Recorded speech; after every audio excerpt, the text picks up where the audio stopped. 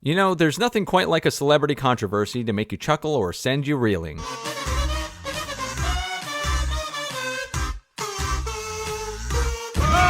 But it's always fun to point and laugh at the misfortunes of people who have it coming. Whether it's a musician or a Hollywood star, both are prone to humiliating themselves, often collapsing under the weight of their own hubris because they think they're too big to fail, or worse than most often, thinking they're above everyone else. That description applies to a lot of celebrities in today's world who are particularly good at making an ass of themselves. Who remembers the slap heard around the world? Keep my wife's name out your fucking mouth! Cuck Smith aside, there's no one at the moment quite like the four we're going to discuss in this video. Originally, this was going to be about celebrities who never seemed to pay the piper for their bullshit. Even when doing something wrong, they came out on the other side cleaner than a politician's stock portfolio. But since then, more than half the people I covered completely imploded, creating major dents in their careers because they can't seem to get out of their own way. Some will recover, some are to be determined, but either way, they're not escaping me. From political folly to pissing in jars, we'll touch on all kinds of ways you can set back a career. And who better to kick this off than the queen of cringe herself, Rachel Zegler? Because you can't have a celebrities who get in their own way video without including her. Yes, Hollywood's latest cautionary tale of yikes, Zegler is a dumpster fire of controversy. If there ever was an up-and-coming star who seemed absolutely determined to trip all over her own ego at every possible turn, it's her. And what a spectacular implosion it's been. The warning signs were there from the beginning. After she starred in Spielberg's West Side Story remake, Zegler made waves. Not for her acting, not for her singing, but for the sheer smugness she exuded while promoting Shazam! Fury of the Gods. A film she, as you can imagine, actually starred in. Most actors, even if they know they're in a train wreck, will at least put on the facade of enthusiasm. Maybe they'll throw in some rehearsed lines about how the cast was great, or how it was an amazing experience because, you know, basic professionalism. But not Rachel Zegler. No. Instead, she practically oozed condescension toward the entire production, treating it like some embarrassing community theater gig she was forced into. She openly admitted she took the role for the paycheck, as if starring in a DC superhero movie was some lowly peasant work beneath her Broadway-level magnificence. You could practically hear the collective eye roll of moviegoers everywhere, and shocker, the movie flopped. Not that it needed her shitty attitude to sink it, but her complete lack of enthusiasm certainly didn't help. Now, this could have been a one-off, a simple case of a newbie actress not understanding the basics of PR, but oh no, this was just the appetizer. Because when it came time to promote her next major film, Snow White, she decided to double down on insufferability. Where do we even begin with this? Let's start with the fact that Disney handed her the lead role in a remake of one of the most beloved animated films of all time. They didn't pick a seasoned pro, they didn't pick an actress with a strong built-in fan base. They picked Rachel Zegler, whose biggest credit up to that point was the West Side Story remake, a film that bombed so hard at the box office it made Cats look like a blockbuster. But maybe thinking she was the next it girl, they picked her. So how does she respond? By immediately talking shit about the original film. You know, the one that made her entire opportunity possible. She sat down in interviews and made it abundantly clear that she had absolutely zero respect for Snow White and the Seven Dwarfs. According to Zegler, the original film was weird,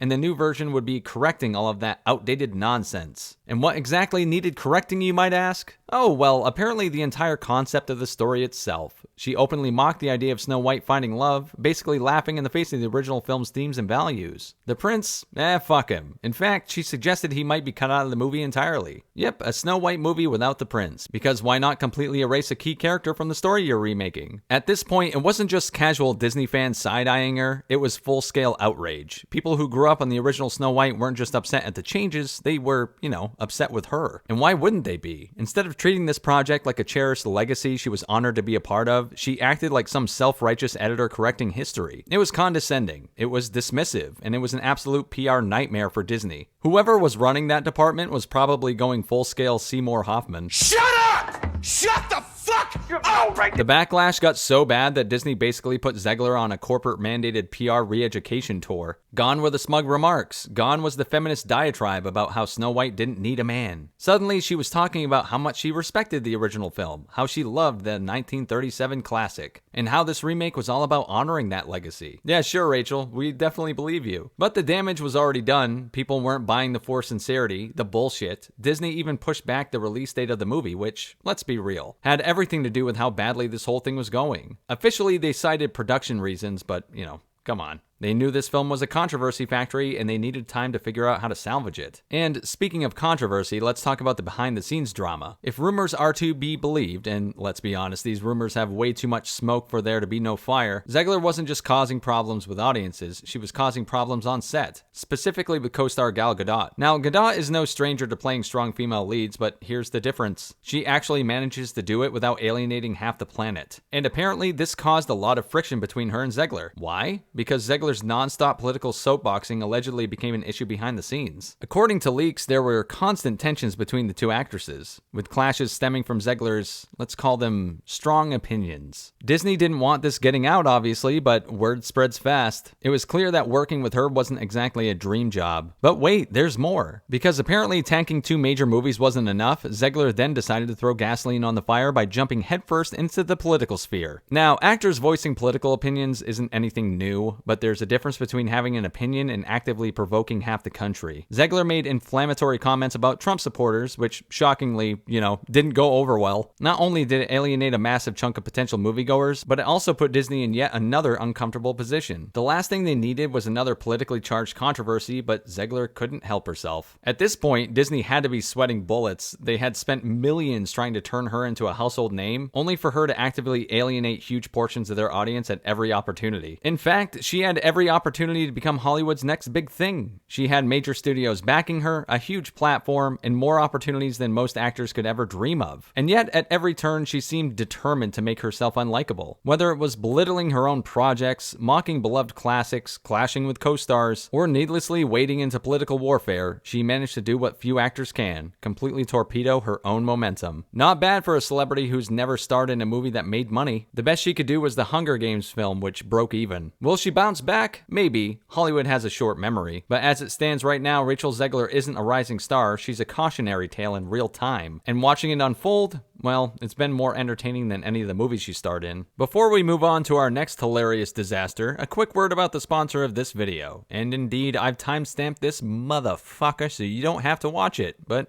it's appreciated if you do. You tired of your browser dragging its feet like it's stuck in quicksand? Meet Opera One R2, the browser that moves faster than Hugh Jackman after Disney added that 8th zero to get him to come back as Wolverine. Opera One R2 brings browsing into the future with its cutting-edge features. Are you sick of having to click between programs just to skip a song or change your music? With Opera One R2, you can control your music and videos without interrupting your browsing activities at all. Pause or skip a song by simply hovering over the player icon on the sidebar. You can even detach the player so you can control your music and other programs. And like black magic, their video pop-out feature allows you to control the videos you're watching by making them pop out as a floating module. Opera One R2 is jam-packed with features. With tab islands, you can group your tabs and easily expand or collapse them for a clutter-free workspace. With themes, you can customize the colors, intensities, and even sounds to get your browser exactly how you want it. But my favorite feature has to be split screen. Just select a tab and drag it to the side of your screen to split screen right inside the browser. And for all of you AI junkies out there, Opera One R2 has built-in AI image generation and image recognition with Aria AI. Opera One R2 really does feel like the future of web browsing. Be sure to download Opera One R2 for free by clicking the link in my description. And now, back to my video. Now, let's talk about Dwayne "The Rock" Johnson. The man, the myth, the living motivational poster that just won't shut up. Once upon a time, he was a wrestling golden boy, a Hollywood darling, and the kind of action hero Hollywood execs dreamed of printing onto overpriced popcorn buckets. But lately, his career has taken a nosedive so severe you'd think he was intentionally aiming for rock bottom. Badum-cha. You see, The Rock has a bit of a problem. Well, multiple problems, actually. He can't stop lying about the dumbest, most pointless shit imaginable. He's become a liability on movie sets, and when all else fails, he runs back to the WWE to desperately cling to relevance, only to somehow screw that up too. Oh, and then there's the minor detail of him being named in a $3 billion kidnapping lawsuit. I mean, don't worry, it got dismissed, but not before making headlines so ridiculous they sounded AI generated. Let's break it down and take a long, excruciating look at how Dwayne Johnson went from Hollywood's most bankable star to a walking, talking cringe factory with a declining box office draw. First, the most silly shit I've ever heard. If you're going to lie, at least make it count. Say you've never cheated on a diet when you've clearly been inhaling entire cheat meals that could feed a family of 4. But lying about whether or not you've been to a fast food restaurant, that's a new level of pointless deception. In December 2023, Johnson proudly proclaimed on social media that he was trying In-N-Out Burger for the first time in his life. A big dramatic post and over-the-top review. Classic rock social media. But unfortunately for him, the internet never forgets. Fans immediately called him out, digging up past footage of him at the exact same restaurant, claiming it was his first time then, too. So what did The Rock do? Did he own up to the bullshit? Of course not. He doubled down, offering some convoluted nonsense about how the first time he went was for his friends, and this was the first time he actually ate it himself. Because obviously, when you walk into a burger joint and you're The Rock, you order food for everyone but yourself. That totally makes sense. At this point, Johnson's brand is built on inspirational platitudes and exaggerated stories, but lying about something so minuscule, it just screams insecurity. It's as if he's so addicted to the idea of being larger than life that he can't just admit he's done mundane human things like go to a fast food restaurant more than once. Next, what's worse than an action star who can't act? An action star who actively disrupts production because he thinks normal human activities, like using a bathroom, are beneath him. During the filming of Red One, reports started circulating that Johnson had a reputation for showing up hours late, forcing entire crews to sit around twiddling their thumbs, all while bleeding millions of dollars in production costs. The guy thinks he's doing everyone a favor just by showing up, as if the industry couldn't function without him. And we wonder how that movie had such a huge budget. And when he was on set, he apparently decided that bathroom breaks were, for peasants, opting instead to piss in bottles so he wouldn't have to leave the set. Let that sink in. He pissed in bottles. A multi-millionaire, one of the highest paid actors in Hollywood, couldn't be bothered to take 2 minutes to use a restroom. So instead, he urinated in bottles and had other people deal with it. He even admitted it, completely unfazed, as if forcing crew members to dispose of his urine was just another example of his legendary work ethic. No, dude, that's not dedication, that's just fucking gross. Now, just when you think The Rock's public image couldn't get any weirder, enter the $3 billion kidnapping lawsuit. Yes, in 2023, Johnson was named in a lawsuit alleging that he was part of a massive kidnapping conspiracy. The plaintiff, former WWE wrestler Tranesha Ruckaconn Biggers, accused him, along with other big names like the FBI and the state of Texas, of being involved in some kind of elaborate, sinister plot. Yes, the FBI itself and the state of fucking Texas. Now, obviously, the lawsuit had about as much credibility as Johnson's cheat meal portions being modest. It was thrown out almost immediately, but not before it made headlines. And let's be real, being named in a lawsuit for something that insane, even if it's baseless, is not a good look.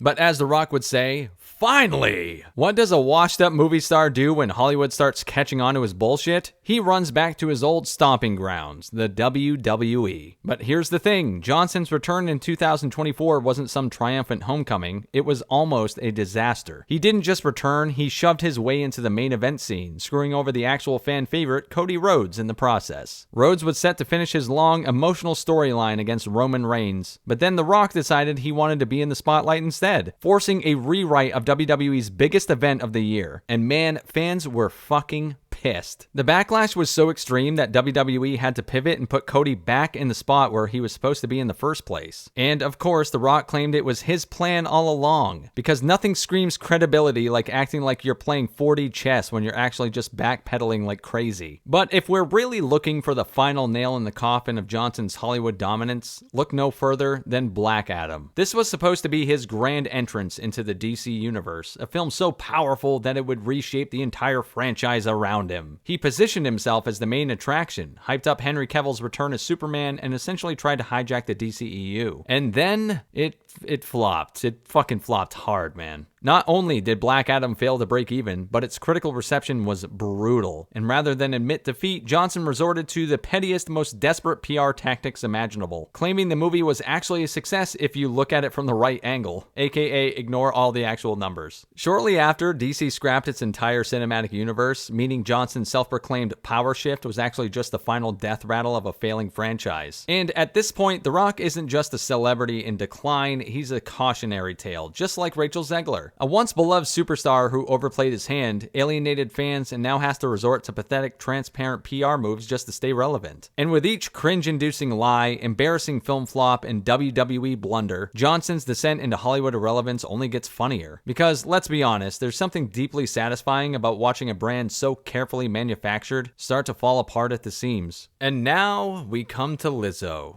Lizzo. A woman who built an empire out of body positivity, self-love, and aggressive flute solos, only to watch it all collapse under the weight of her own hypocrisy. What started as an inspiration...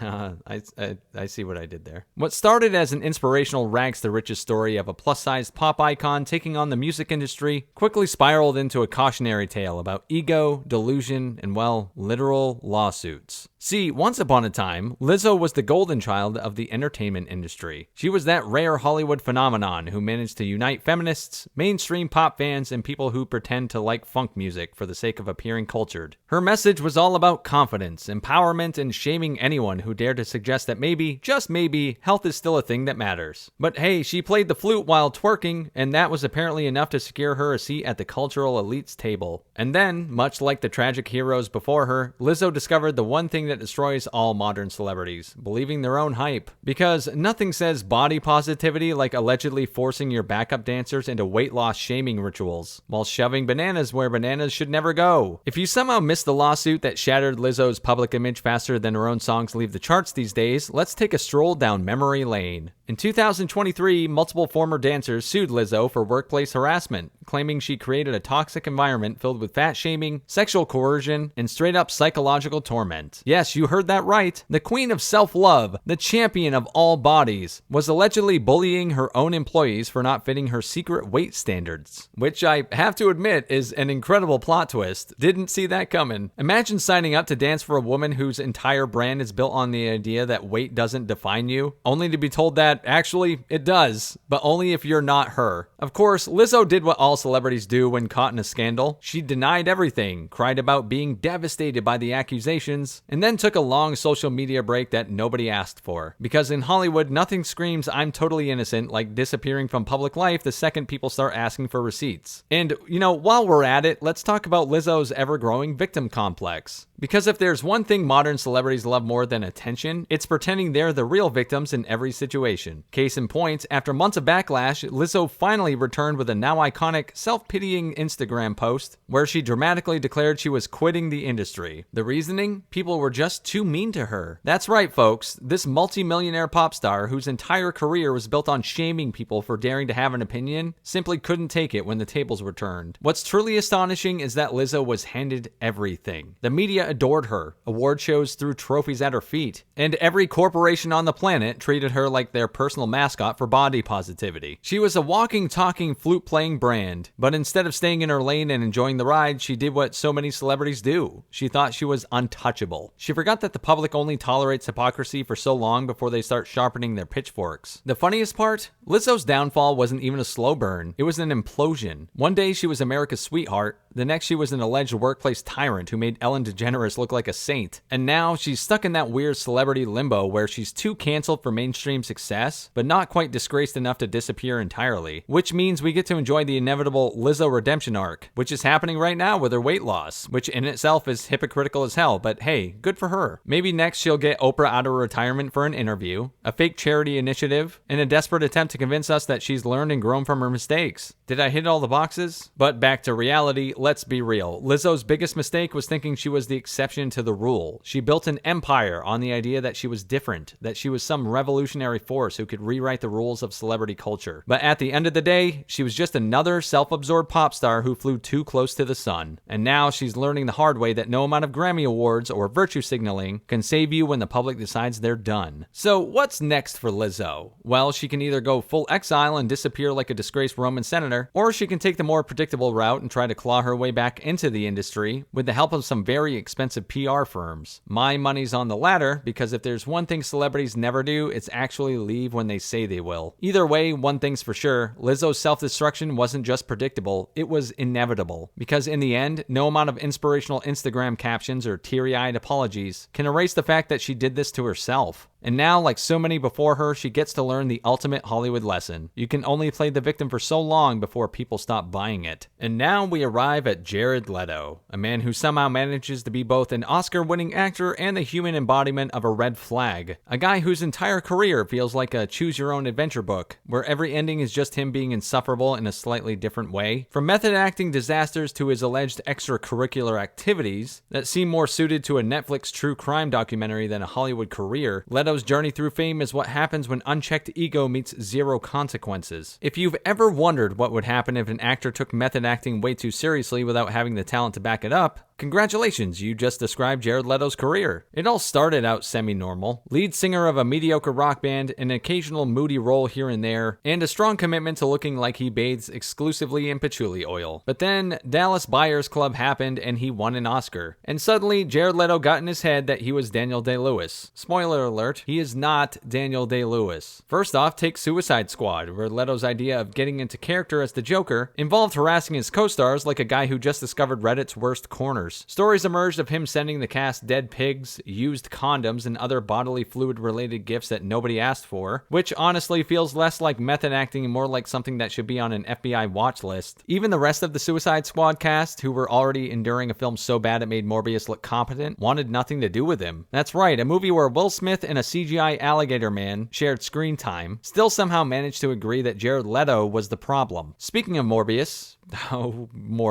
it's Morbin time.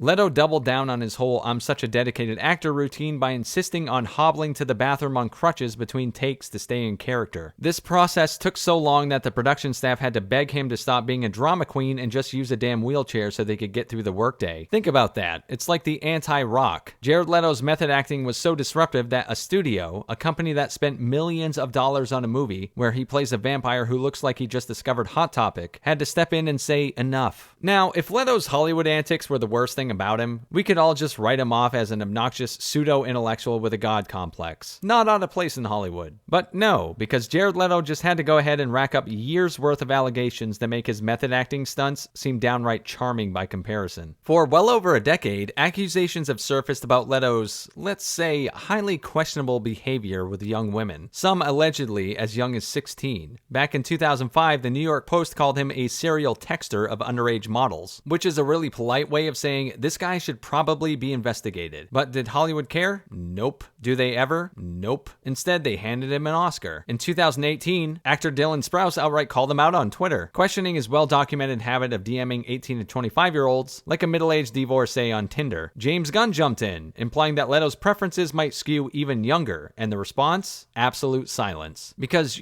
Hollywood only cares about justice when it's convenient. Then in 2022, the internet had another, wait, why are we still letting this guy be famous moment, when a photo surfaced of him with then 19-year-old Olivia Rodrigo. And suddenly people were remembering all the years of rumors, allegations, and deeply unsettling stories about him. Did anything happen? Of course not. Jared Leto has somehow achieved that weird invincible status where he's famous enough to dodge accountability, but not quite famous enough for people to actually like him. As if his acting crimes and alleged real-life crimes weren't enough, Jared Leto also runs a literal cult. No, I'm being serious. In 2019, Leto and his band 30 Seconds to Mars started hosting Mars Island retreats, where fans paid thousands of dollars for the privilege of being in his self-important, robe-wearing, messiah-like presence. The band even went so far as to tweet, "Yes, this is a cult," because apparently even their PR team has given up on subtlety. So what do you get when you attend Mars Island? Exclusive concerts, yoga sessions, and the chance to worship a man who probably refers to himself in the third person. It's the kind of event that sounds like it should end in an FBI raid, and yet people actually pay for this. If nothing else, it proves that Leto's one true talent is separating gullible people from their money. Now, if you were still holding out hope that maybe Leto's biggest crime was being a pretentious douche, well, I have bad news. In 2024, during a concert in Belgrade, Leto made headlines for casually suggesting that he'd love to perform in Russia again, once all those problems are finished. Yes, nothing like referring to a brutal war with mass casualties as those problems. Ukrainian officials were understandably furious, calling his remarks an insult to the people fighting for their country. But don't worry, Leto didn't apologize, because,